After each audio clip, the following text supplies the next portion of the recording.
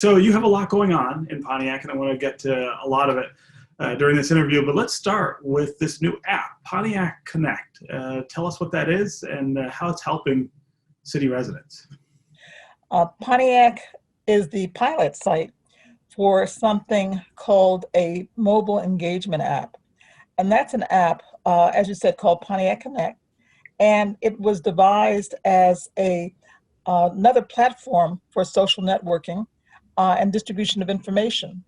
You know, communication is one of the currencies of our modern age, being able to communicate. And so particularly that was important for a couple of reasons at this particular time.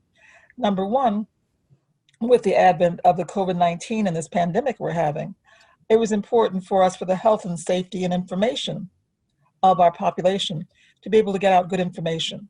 And so the app has particular designation as being able to get out resources, where testing sites are, questions people have, and in the era in which there's a lot of faulty information, we wanted to have a reliable source of good information for the safety and welfare. And we know how much this has impacted communities and it's disrupted everybody's life in one way or the other, but it's reality. We're now beginning to finally see the end of the tunnel now that we're being able to talk about people being vaccinated, because that's the way in which we can put 2020 and all the challenges of this year in our rearview mirror very soon, as we're now going to be talking about how we get this vaccination out into the general population. So the Pontiac Connect has all those features. We were picked, as I said, as the pilot city to do this by a company called Kaiba. And they are a software company that specializes in global technology issues. And so they came to us and said, would we be willing to develop this with them? And we did. So we have launched it. And this is an app that's available free. People can download it from both the Google Play and the Apple Store. So that is a way we're getting out information, as well as it has some COVID-19 related information, including the more people who sign on, we have the heat maps, and it's actually a way that we'd introduced for contact tracing. In addition to the fact that there are also platforms to just get out real information. So we're able to communicate breaking news items, of which there are a number happening, also advisories and warnings, and just to kind of distill the current information in which people are being barraged by information from all sources, and we're able to get some of that out that's been tried and true and tested and comes out as a reliable resource. So it's called Pontiac Connect with one C in the middle. That's available right now, and lots of people are signing on, and we're feeding it with good information and reliable resources and just good news in this era in which good news is sometimes hard to come by. It's been a tough year for good news, no question about it.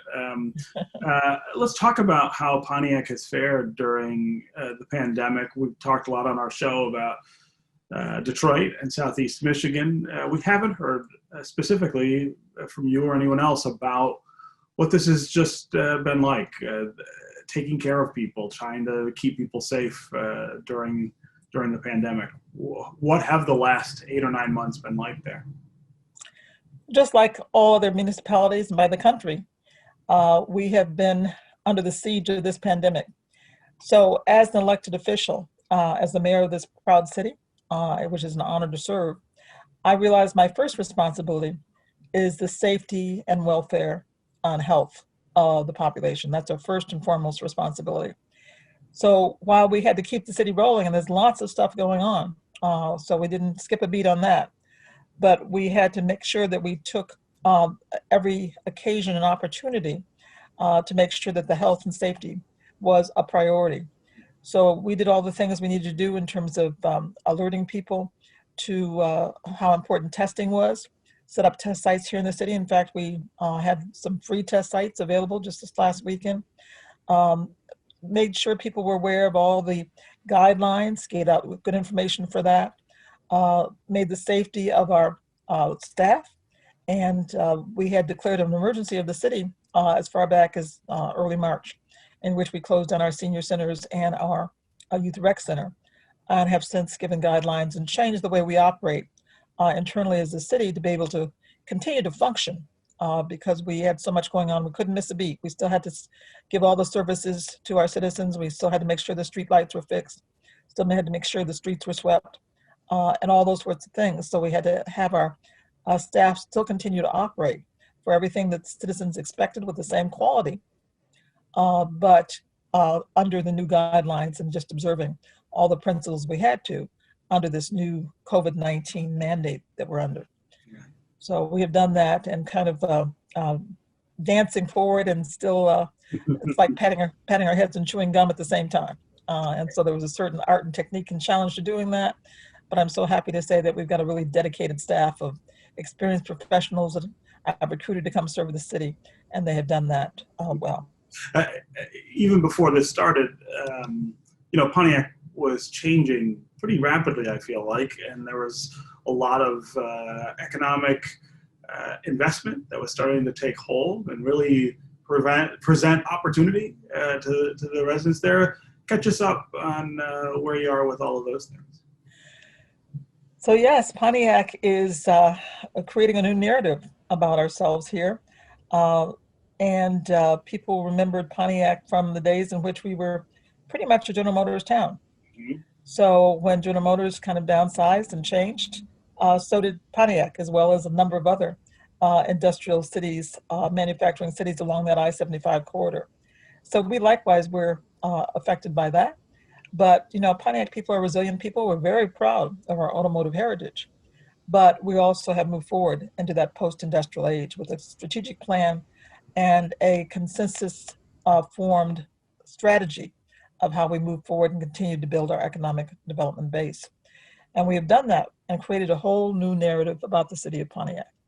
One of those new narratives that people are becoming more familiar with as we talk about that is the fact that we are now claiming our rightful place as the county seat of Oakland County, one of the most prosperous counties in the nation.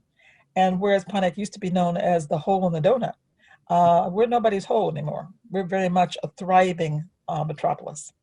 And we have certain unique capabilities, such as our downtown. We're the only, one of the only cities in Oakland County that has a downtown that's thriving.